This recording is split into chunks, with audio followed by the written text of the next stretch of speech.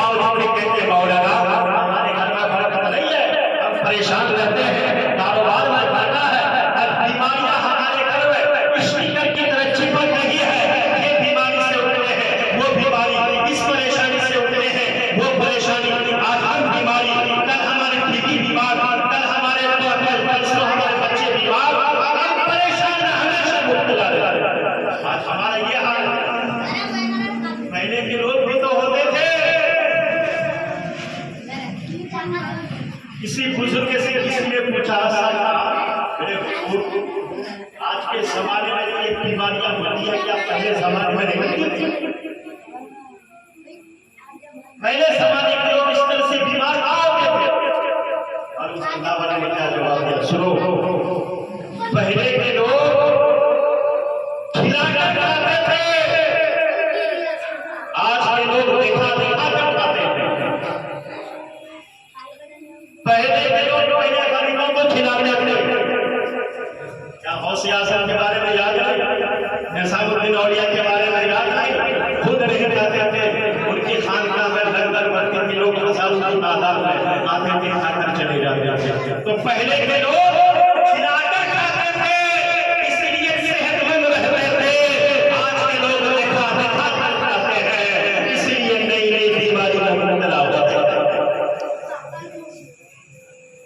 गौसे आज़म फरमाते लोगों, अल्लाह की चार रहमतें हर वक्त हर किसी पर है। अब जो क्राइम अगर हमें अपने क्राइम के हिसाब से सजा मिल गई, नमाज ना पढ़ना वालों में कितना बड़ा गुनाह, नमाज ना पढ़ना कितना बड़ा गुनाह मालूम ये है कि मरने के बाद मैदान महशर में सबसे पहले इसके बारे में सवाल बोलिए, किसके बारे में अल्लाह ताला पूछेगा? कमाया क्या नहीं ये बात है, हज किया क्या नहीं बात है, माँ बाप की खिदमत किया क्या नहीं बात है, पड़ोसियों को सताया क्या नहीं ये बात है। सबसे पहले तेरा रब तुझसे पूछेगा नमाज पढ़ा नहीं, कितनी वक्त की नमाज की कसा की है, आज हमें पता नहीं है। याद रखो लोगों, सबसे पहले मैदान क़यामत में नमाज के बारे में पूछा जाएगा। तो नमाज ही नहीं पढ़ते, जाते नमाज पढ़ते हैं। नमाज के मामले में हम लोग बहुत पीछे हैं। नमाज पढ़नी चाहिए, नमाज पढ़नी चाहिए, नमाज बहुत बड़ी इबादत है। तमाम इबादतों में सबसे अच्छी इबादत नमाज, इसलिए कहा गया आज अगर हमें अपने क्राइम के हिसाब से अगर सजा मिलने लगे, समाज में हम नहीं देखा सकते। अल्लाह का कितना बड़ा करम है, हम हाथ से जुल्म करते हैं। आप हाथ से किसी गरीब को मार देते हो, अब हाथ से किसी मजलूम को मार देते हो, अब हाथ से चोरी करते हो, अब हाथ से गुनाह करते हो। अल्लाह का करम है, अल्लाह तुम्हारे हाथ को खराब नहीं करता।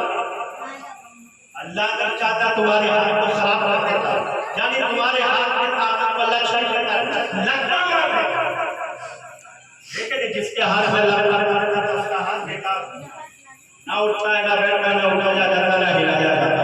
तो गौसे आज़म कहते हैं लोगों, ये अल्लाह का करम है, तुम हाथ से गुनाह करते हो, पाँव से गुनाह करते हो, जबान से गुनाह करते हो, ये रब का करम है। अल्लाह ताला तुम्हारे गुनाहों को छुपाता है, अल्लाह तुम्हारे गुनाह के हिसाब से तुम्हें सजा नहीं देता। यह अल्लाह का करम है कि अल्लाह तुम्हारी हाथ की ताकत नहीं छीनता। नमाज नहीं पढ़ते, ये भी बड़ा गुनाह, रोजा नहीं करते, ये भी बड़ा जुर्म। और मैं चाहिए कि बातों पर अमल करें, अपनी जिंदगी का मुहासिबा करें, अपने आप का मुहासिबा करें कि आखिरी इस दुनिया के बाद भी एक दुनिया है, हमें ये दुनिया छोड़कर जाना है, कब्र की मंजिल में पहुंचना है।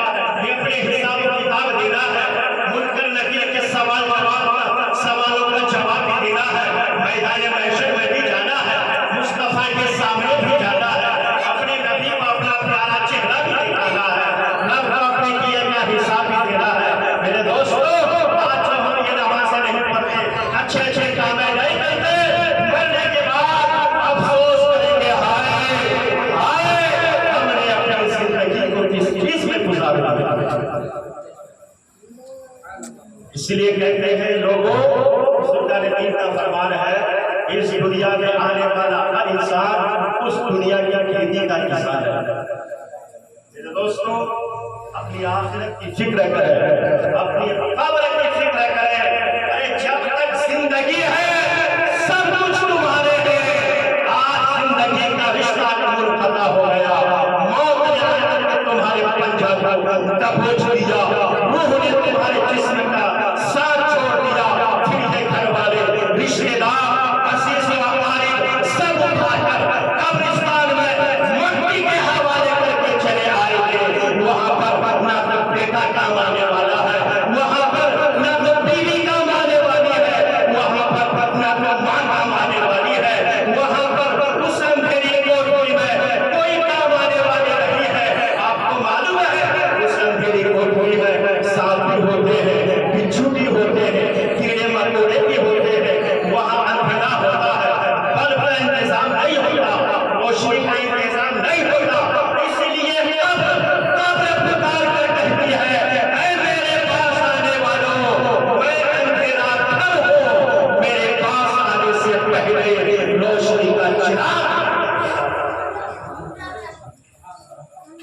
दोस्त सुनते रहते हैं जो नमाज पढ़ता है, ये नमाज पढ़ने की कब्र का चिराग।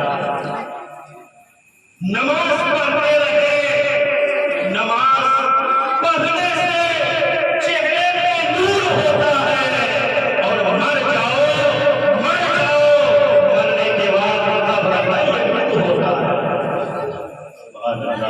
मेरे दोस्तों, मेरे बुजुर्गों, ये मेरे मिलाद जो अपने आयात में सजाया गया है, अल्लाह तबारक व तआला इस महफिल की बरकतें हम सबको अता फरमाए। और आप जानते हैं ये मुहर्रम का भी महीना चल रहा है, इमाम हुसैन की यादें जगह जगह लोग बना रहे हैं। इमाम हुसैन रज़ियल्लाहु तआला की जिंदगी हमारे लिए नमूने अमल है। नमाज के बारे में इमाम हुसैन मैदान करबला में जब अपनी गर्दन कटाई थी, इसी नमाज के हालत में, नमाज के हालत में इमाम हुसैन ने नमाज का मकाम भी बताया है। मेरे दोस्त, हमें इमाम हुसैन के पैगाम को भी समझना चाहिए। 72 नफूस-ए कुदसिया की शासित कुर्बानी की याद को हमें फरामोश नहीं करनी चाहिए।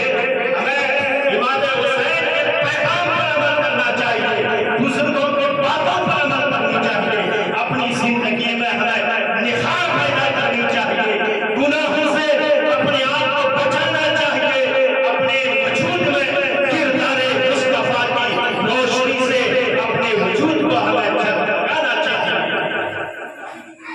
ये 72 नफूस-ए कुदसिया मैदान करबला में यही पैगाम दिया था। एक शायर कहता है इमाम हुसैन के ताल्लुक से कि ये जो नेज़े से हुसैन का सर बोल रहा है, ये निस्बत हैदर का असर बोल रहा है, ये निस्बत हैदर का असर बोल रहा है, प्यासा है कि दिन का मगर बोल रहा है। और कहते हैं कि मजहब इस्लाम के खातिर पैगंबर इस्लाम के घर वालों ने मजहब इस्लाम के लिए पैगंबर इस्लाम का घर का एक बच्चा इस मजहब इस्लाम के फरोग के लिए, इसकी हिफाजत के लिए, इसकी बका के लिए अपनी गर्दन कटा दी है, मगर मजहब इस्लाम ने उसको मैदान करबला में नहीं दिया। मेरे दोस्तों, मेरे बुजुर्गों, हमें चाहिए कि उनकी कुर्बानियों को हम याद करें, इमाम हुसैन के पैगाम पर अमल करें, हमें चाहिए अपनी जिंदगी में निखार पैदा करें। मेरे दोस्तों, आज हमारे अंदर कोई शिकायत, हमारे घर में अगर कोई शिकायत होती है, मालूम है हम अपने दोस्तों के पास जाकर भाई हम बहुत परेशान हैं, अरे क्या हम अपने बीवी से परेशान, मतलब शिकायत करते हैं, हम अपने घरेलू हालात से परेशान हैं, हम बच्चे से परेशान हैं, हमारे बच्चे हमारे